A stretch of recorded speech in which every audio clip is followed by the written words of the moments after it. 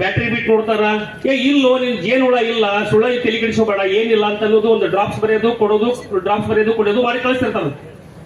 So ಕೊನೆಗೆ ಹುಬ್ಬಳ್ಳಿಯ ಒಂದು ದಿಗ್ಗಜ ಆರ್.ಬಿ. ಪಾಟೀಲ್ ಅಂದ್ರ ಆರ್.ಬಿ. ಪಾಟೀಲ್, ಅದು ಒಂದು ಇತಿಹಾಸ ಅದ ಆರ್.ಬಿ. ಪಾಟೀಲ್ರಿಗೆ ನಮ್ಮ ಹುಬ್ಬಳ್ಳಿ ಒಳಗ.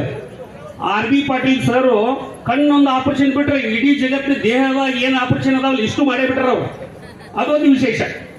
ಆರ್.ಬಿ. ಪಾಟೀಲ್ ಸರ್ ಜೋರಾಗಿ ಚಪ್ಪಾಳೆ ಹೊಡಿಬೇಕು. ಅಂತ ಮಹಾತ್ಮ ಮಾಡಿರ್ತಕ್ಕಂಥ ಕೆಲಸ ಪುಣ್ಯದ ಭೂಮಿ ಇದು. ಅವ್ರು ಹೊಟ್ಟೆ ನೋಡಿರ್ತಕ್ಕಂಥ ಬಸವರಾಜ್ ಸರ್ ನಾವು ನೋಡ್ತೀವಿ ಅಂದ್ರೆ ಇಷ್ಟು ಖುಷಿ ಆಗ್ತದೆ ನಮಗೆ.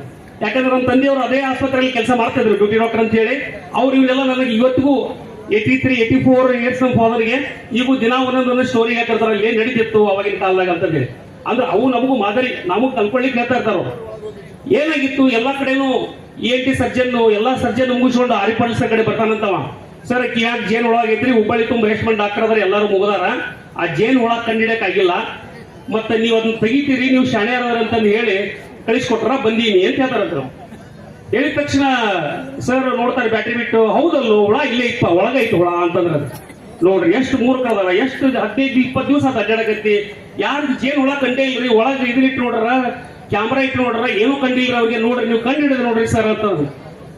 ಆರ್.ಬಿ. ಪಾಟೀಲ್ ಸರ್ ಏನಂತಾರಂತಂದ್ರ ಶಿಫ್ರಿಗತ್ತಾರಂತ, ತೊಗೊಂಡೋಗಿ ಇವಂಗ ಅಲ್ಲೇ ಅಡ್ಮಿಟ್ ಮಾಡುವ, ಒಂದು ಬಾಟ್ಲಿ ಹಚ್ಚಿ ನಾ ಬರ್ತೀನಿ ಮತ್ತೊಮ್ಮೆ ನೋಡ್ತೀನಿ ಅಂತದ. ಆಯ್ತು ಅಂತಂದೇಳಿ